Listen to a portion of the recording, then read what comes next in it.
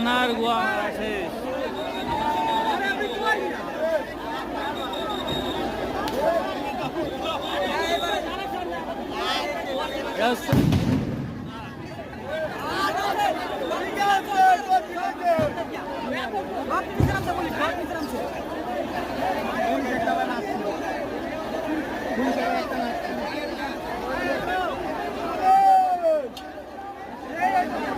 ভিতরে সব police police ভরা।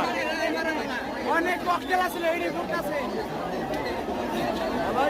আগুন লেগে গাড়ির ভিতরে হয়তো ককটেল ছিল, ককটেল ঘুরতেছে ঠাস ঠাস করে।